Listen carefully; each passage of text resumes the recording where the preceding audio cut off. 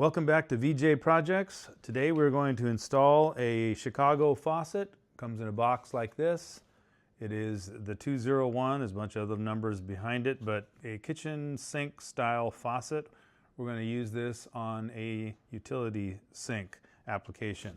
So this is what everything looks like out of the box. It's all wrapped up real nice, and we're going to take everything out of the plastic bags and we'll get started on installing this on the sink. Okay, so how to install a faucet on a kitchen sink or a utility sink. In this case, it is a utility sink. Also, all faucets are very different in how they install on your sink.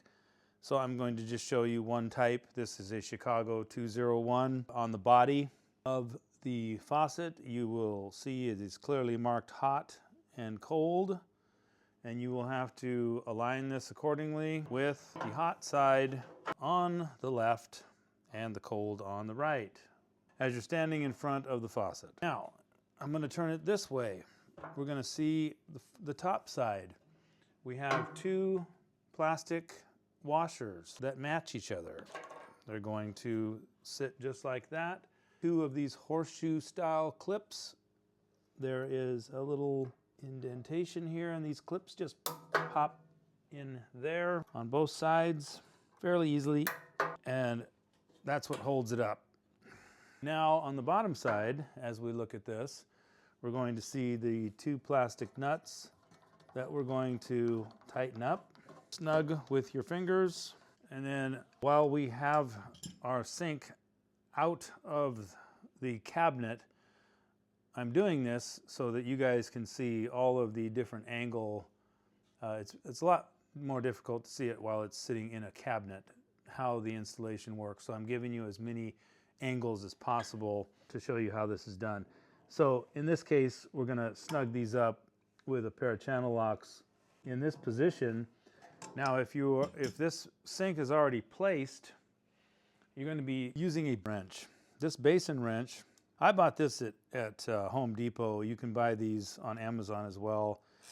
They're about $15, not terribly expensive. And how it works is this will go underneath.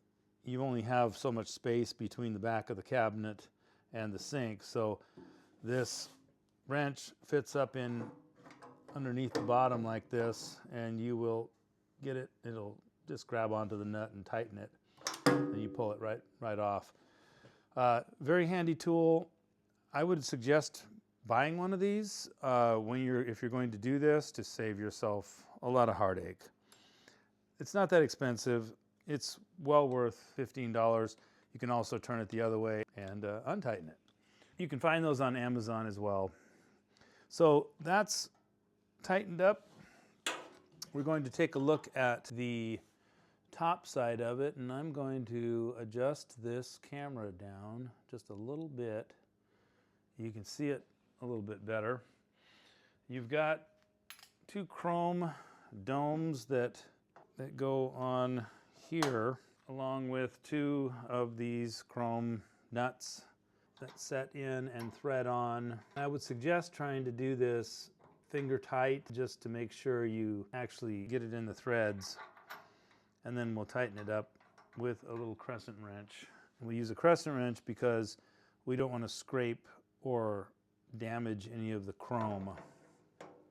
So we'll just do it like this, snug, same as this, nice and snug. Okay, you've got another washer and another dome, looks nothing like the other two, and that basically sets down on here as a chrome finish. The spout that this sink has is just a typical Chicago spout. The nut goes on here before you install the aerator. I put these two little, they come with the kit, but they're split ring washers. Before you set this down in here, we're going to use a little bit of silicone grease just to grease up the rubber O-rings here. Just put a little bit around there, seal it up so it gets a nice seal. This is just a Aquaflow lubricant that comes with some of these kits. This is USDA approved. You can also use any kind of silicone grease. I got this one on Amazon, and it's specifically for faucets and valve stems. This will set down in there, and you can hand tighten that to a certain point. I will use my other crescent wrench, which is kind of a spud wrench as well. I got this on Amazon. Very handy plumbing tool. No teeth, so it's not going to damage your chrome finish parts. Give that a nice snug. And it still has a swing to it, which I believe that's what you want. If you do not want the swing to it and you want this to be a stabilized faucet with no movement, then you would use the hard plastic washer that goes first inside the stem, then the faucet pops down on top of that. I like this feature personally myself. And our faucet handles, those go on just like that.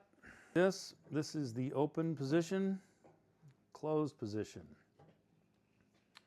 You have two little washers, red for hot, cold is blue, of course. The set screws are an Allen key or an Allen screw, so you'll have a little Allen wrench. This is an 1/8 inch that just installs like that, same way as this other side, just like that. Close, open, okay. That's it for the top side of your faucet. That's what it would look like. You're seeing the back side of it. If I turned it around this side, you would see front side, especially if I adjusted the camera up just a little bit. Okay, so that's what it would look like.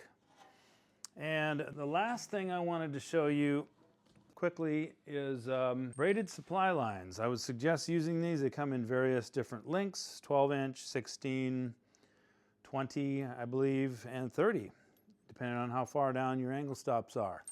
These, you do not need pipe dope or any kind of Teflon. It has a rubber gasket, I guess you could call it that, on the inside. And this is a 1/2 inch iron pipe thread on the bottom of the sink. So you would find a 1/2 inch iron pipe by 3/8 compression. Most angle stops are compression. There are some different sizes as well. You'll have to verify that at your home. So just like that, and then we tighten those up just snug as well. You don't have to get these super tight, just nice and snug. Enough to where it doesn't leak, but yes. Okay, that's it for the Chicago 201 faucet. I hope you enjoyed this video, and I hope it gave you some value. Next time we're going to talk about angle stops and how to install those angle stops and how to also remove them properly and show you the tools that can do that. Thank you for watching VJ Projects, and I'll see you on the next video.